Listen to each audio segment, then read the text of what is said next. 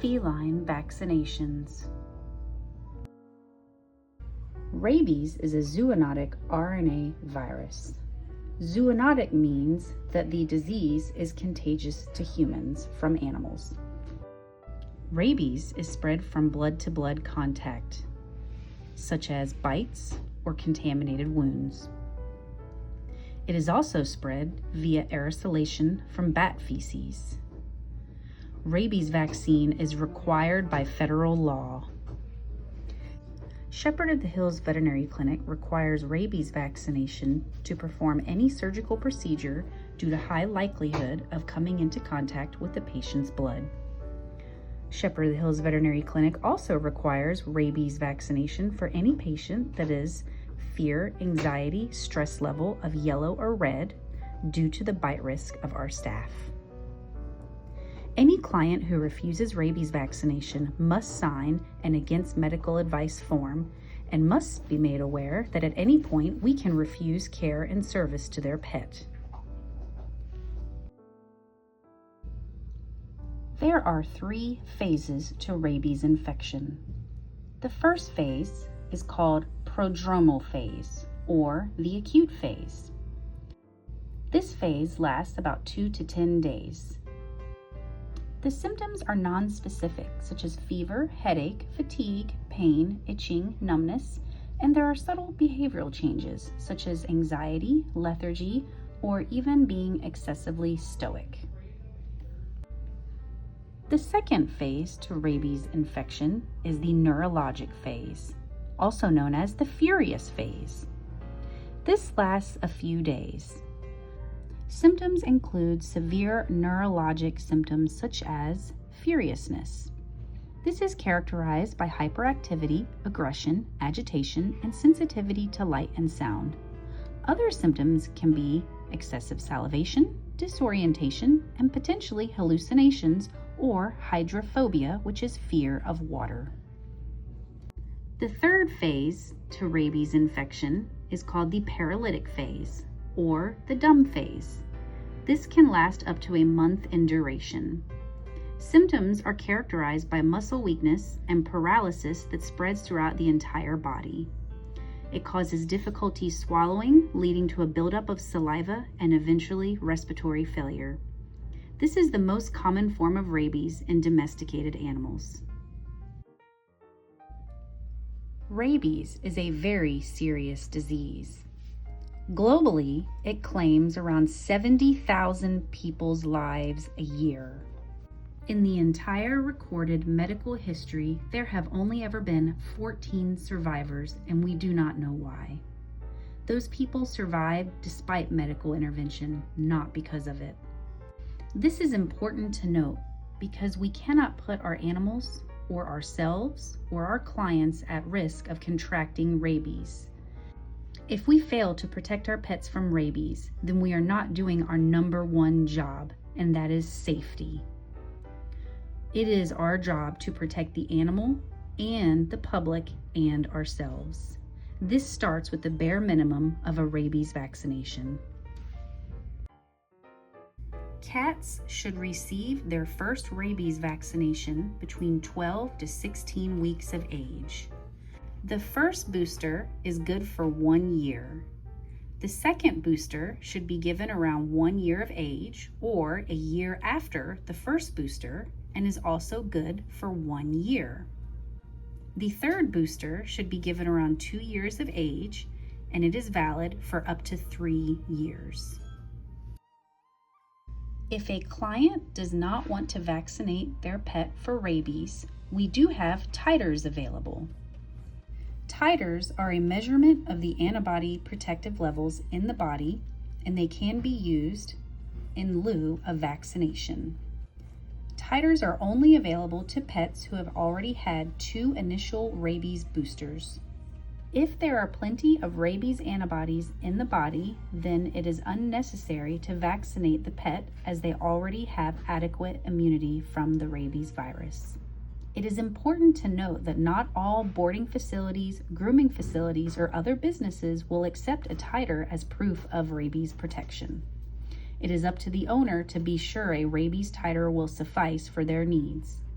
Many countries will require rabies vaccination and rabies titers in order to import a pet. The feline distemper vaccine is also known as the FVRCP. The FVR stands for feline viral rhinotracheitis. This is a herpes virus that causes upper respiratory symptoms such as sneezing, snotty nose, goopy eyes, and congestion. Herpes is forever, so if your cat contracts herpes, they will never be cured.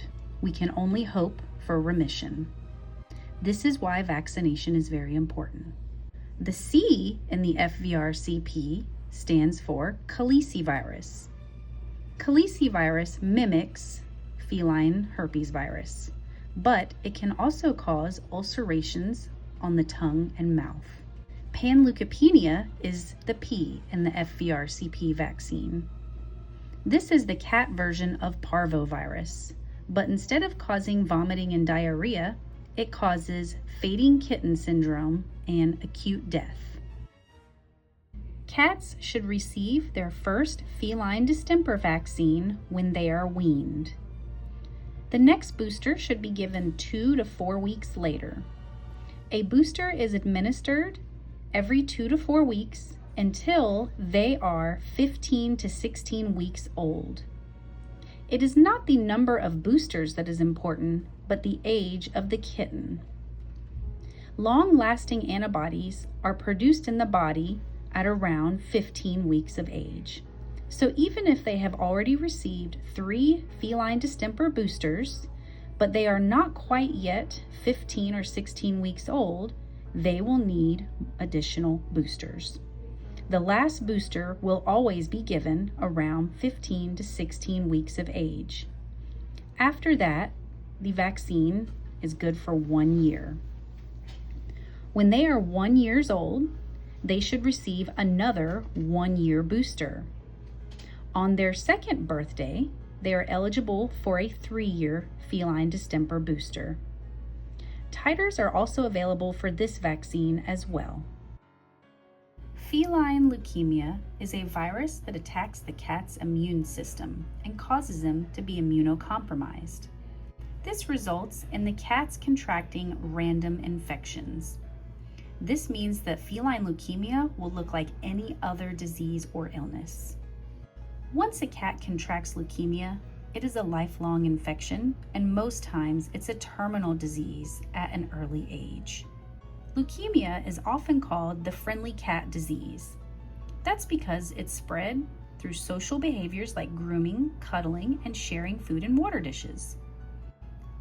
Kittens can be born with the virus contracted from their mother, or they contract it very early on and have no symptoms, but they're still able to spread the disease.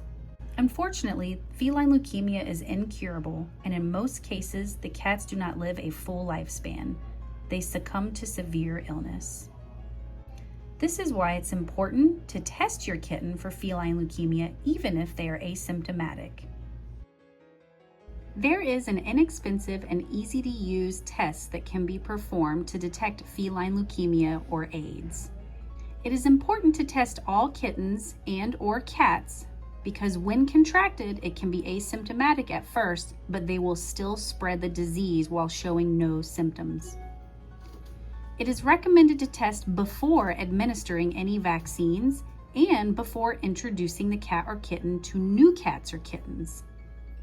Feline immunodeficiency virus, also known as feline AIDS, and feline leukemia are cat-specific diseases that cannot be transmitted to any other species. Unfortunately, there is no vaccine available for FIV. The best protection from FIV is to keep your cat away from stray cats, as this disease is known as the angry cat disease. It is spread via blood-to-blood contact through wounds. The first leukemia booster should be given around 8 to 12 weeks of age. The second booster should be given around 14 to 16 weeks old and will be valid for 1 year. This vaccine is only labeled for 1 year as the antibodies do not survive long in the body. Feline leukemia vaccine is indicated for all cats who either live with a leukemia-positive cat or any cat who goes outdoors. At Shepherd of the Hills Veterinary Clinic, we only administer pure vaccines. Pure vaccines are vaccines that do not contain any thimerosal, mercury, adjuvants, or any other heavy metals or carriers.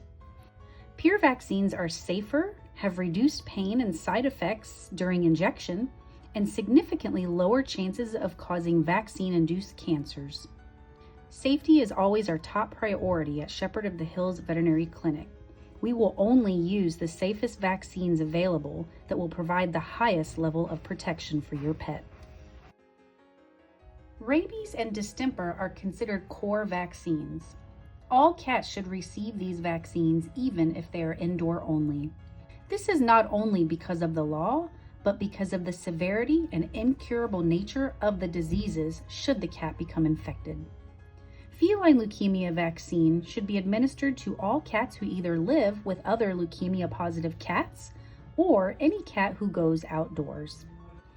If you have any questions, please contact Shepherd of the Hills Veterinary Clinic at 417-337-7389.